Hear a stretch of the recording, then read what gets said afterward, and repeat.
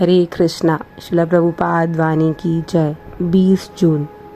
वृंदावन में जब हम सड़क पर चलते हैं तो बैलगाड़ी वाले या दूध वाले तुरंत नमस्कार करते हैं, Swami ji.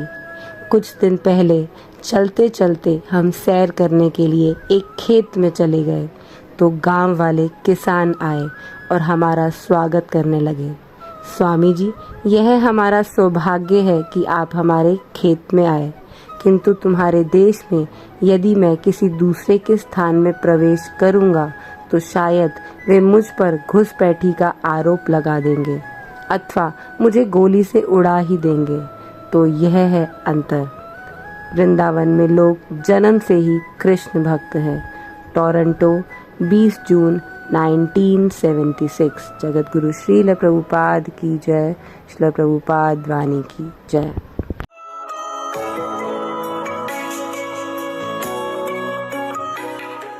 So, past, present, future, you exist.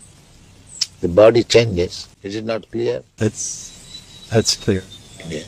So therefore, the conclusion that when he'll not have this body, he'll have another body.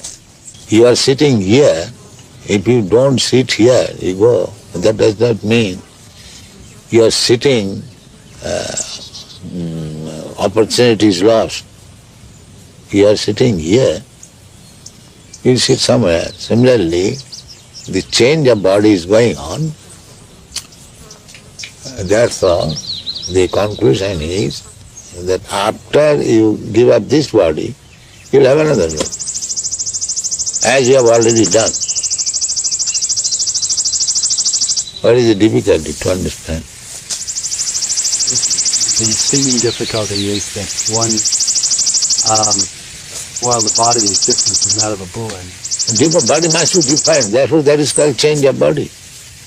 Unless it is a different body, where is the change? The memory is there, the boy, and or the spirit is there. The memory, sometimes we may not remember. Just like this child, he may not have memory when he was very small, but you have got memory. When he was a small child, you are doing something, or he was playing with some cats and dogs, but he does not remember that. But you remember it. So, simply because he has forgotten, does that mean that the incidences were not present? So this argument is not very strong because I cannot remember. You do not remember so many things. But the fact is this, that you are changing from this body to this body to this body. Therefore the conclusion should be, after this body I will accept another body. And that's the fact. As you have accepted in this life from one body to another body, there is a process how to accept it. Similarly, under the same process, you accept another body when this body is no longer useful. Just like at night, you give up this body, you take your subtle body and you go somewhere. You are sleeping in your room, but you are working in a different place. Don't you do that? So, because this body is still useful, therefore you come to back again this body, and in the morning you wake up with this body. So death means when this body is useless, you do not come to this body, you accept another death. This is called death. That subtle body takes you from this body to the womb of another mother by nature's direction, that this soul shall get this kind of body. So the soul is entered in the womb of another mother's body, and then the body is prepared by the mother's blood and flesh And when the body is sufficiently capable of working itself, then it comes again and begins its work. This is birth and death. The soul is eternal. Therefore, a sober man should think, why should I change my body? Why this trouble I shall take? That is human sense. If I am eternal, why not my eternal body? Eternal existence, why shall I die? This is human sense. Unless one comes to this understanding, he is animal. Because animal, by nature's law, is going on. He does not know. Then a human form of body, when he understands that I'll have to change this body, I'll have to get another body, then the question is, what kind of body I shall get? That is human intelligence. By nature's way, we are getting body, but that is on the selection of the nature according to my work. If I work like animal, I get animal body.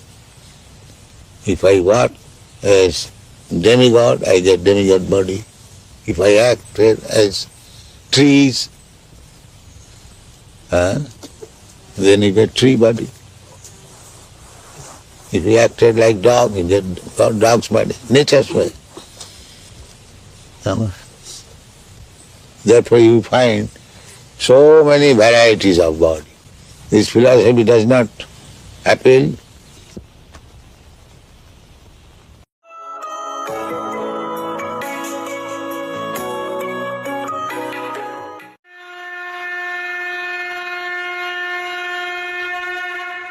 हरे कृष्ण।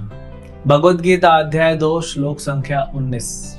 य एनं वेत्ति हन्तारं यश्चैनं मन्यते हतम् उभौ तौ न विजानीतो नायं हन्ति न हन्यते। जो इस जीवात्मा को मारने वाला समझता है तथा जो इसे मरा हुआ समझता है, वे दोनों ही अज्ञानी हैं, क्योंकि आत्मा न तो मारता है न मारा जाता है।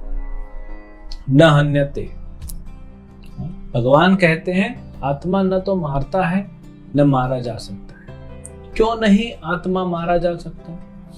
क्योंकि पूर्ण आध्यात्मिक है, चिन्मय है। कोई काट नहीं सकता, कोई भिगो नहीं सकता, कोई सुखो नहीं सकता, कोई जला नहीं सकता, तो आत्मा को मारेंगे कैसे? और आत्मा इतना छोटा है, आप कितना भी हथियार हो, वो आत्मा को छू नहीं सकता। एक तो आत्मा छोटा भी है, प्लस आत्मा इतना सूक्ष्म है कि वो पकड़ में नहीं आएगा। और मान लीजिए आपने कभी मनुष्य ने ऐसा बना भी दिया जो कि असंभव है, कि आत्मा को देख भी लिया तो कुछ कर नहीं पाएगा, क्योंकि आपका हथियार जो है वो देखे ना, बचपन में हम लोग मूवीज देखते हैं, कोई आत्मा होती है और फिर उसको तलवार मारते हैं तो तलवार आर पार हो जाती है, उसको कुछ नहीं कर सकते। आत्मा मार क्यों नहीं सकती दूसरे को? क्योंकि आत्मा आध्यात्मिक है। लेकिन इसका मतलब ये नहीं है कि इसमें तो बता रहे हैं भगवान कि आत्मा तो किसी को मारता नहीं, न कोई मरता है। चलो अभी हम जानवरों को मारेंगे, मनुष्यों को मारेंगे और फिर तो सजा होगी नहीं। भगवद गीता का ये श्लोक दिखा देंगे कोर्ट में। किसी का मर्डर कर दिया, जज साहब मैं एक आत्मा हूं, मैं किसी को मार नहीं सकता, ये आत्मा है, ये मर नहीं सकता, ये तो भगवद गीता में भगवान श्री कृष्ण कहते हैं, फिर आप मुझे कैसे दोषी करार दे सकते हो? लेकिन इसका मतलब ये नहीं है तो आप अपना शरीर का, अपने इच्छा शक्ति का प्रयोग करके किसी का शरीर को तो आपने डैमेज किया ना, भले आत्मा को नहीं किया, लेकिन वो आत्मा अपनी जर्नी कर रहा। जैसे अगर आप अपनी गाड़ी थे, किसी गाड़ी को बैंग कर देते हैं, एक्सीडेंट कर देते हैं, तो सजा तो मिलेगी ना, भले वो व्यक्ति को कुछ ना हो, लेकिन आपने उसकी गाड़ी तो खराब कर दी, तो सजा तो मिलेगी, क्योंकि आपने कुछ तो डैमेज किया है। तो ये नहीं है कि मृत्यु नहीं हो सकती, सब अमर है, आत्मा मारते जाओ। इसका मतलब ये नहीं। और नहीं पशु को मारना चाहिए। पशु के अंदर भी आत्मा होती है, अब उसके शरीर को मारने का अधिकार नहीं है हमको, दंडनीय है बिना परमिशन के। अभी कोई पूछेगा अर्जुन भी तो मार रहा है, कृष्ण तो स्वयं कह रहे अर्जुन को मारो मारो मारो, सबको मारो। वो धर्म युद्ध है। बिना प्रॉपर अथॉरिटी के अगर आप किसी को मारते हैं तो दंडनीय है। अगर आपको प्रॉपर अथॉरिटी का परमिशन है तो दंडनीय नहीं है। जैसे कोई व्यक्ति आर्मी में है, एयरफोर्स में हो, आर्मी में हो, नेवी में हो, और युद्ध हो रहा है, तो युद्ध में तो वो सैकड़ों हजारों को मार सकता है ना, सैकड़ों हजारों को मार सकता है। जब युद्ध खत्म हो जाएगा तो उसमें से जो हीरो होते हैं, कुछ तो शहीद हो जाते हैं लेकिन कुछ जीवित रहते हैं। दोनों को क्या मिलता है? परमवीर चक्र मिलता है, मेडल मिलता है, ब्रेवरी अवार्ड्स मिलते हैं राष्ट्रपति से, प्रधान, क्योंकि उनके आदेश पे है ये राजा के आदेश पे हो रहा है। वही आर्मी का ऑफिसर अगर घर आता है छुट्टी मनाने, अभी 6 महीने का युद्ध चला, अभी छुट्टी हो गया, तो मैं 1 महीना छुट्टी मना के जाओ अच्छे से छुट्टी मना के।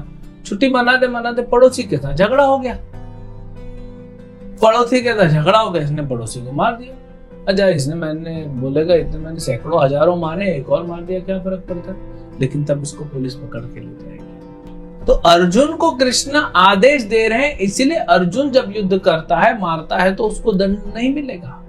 लेकिन हम बिना आदेश के अगर किसी पशु को मारते हैं, किसी पक्षी को मारते हैं, किसी मनुष्य को मारते हैं, वो दंडनीय अपराध है और दंड जरूर मिलेगा हमको। तो इस श्लोक का फायदा उठा के, इस श्लोक को समझना चाहिए। फायदा क्या उठाएंगे? भगवान आदेश दे रहे तब होगा, नहीं आदेश मिलेगा तो नहीं होगा। तो प्रॉपर ऑथोराइज्ड कॉम्पिटेंट जो अथॉरिटी होते हैं, उनसे आदेश आने पे आप कार्य कर सकते हैं। और कौन है? कोई बोलेगा मेरे मालिक ने कह दिया जाओ उसको मार दो, मैंने मार दिया। अरे आपका मालिक जो है वो ऑथोराइज्ड है क्या? वो सरकार है क्या? वो राजा है? वो भगवान है? वो कौन है? तो ये सिर्फ भगवान या भगवान के प्रतिनिधि के आदेश से जब होता है उसको धर्म युद्ध कहते हैं, और उसमें जो है दंडनीय अपराध नहीं लगता है। तो ये हमको ध्यान देना चाहिए। तो आत्मा को कोई मार नहीं सकता, न आत्मा किसी को कभी कुछ हानि पहुंचा सकता है या मार सकता है, ये बात है। लेकिन अपनी इच्छा शक्ति का दुरुपयोग नहीं करना चाहिए। दुरुपयोग करने के कारण तो इस संसार में भटक रहे। अब सदुपयोग करें, भगवान के उपदेश अनुसार चलें और फिर दुखालय से बाहर निकल जाए।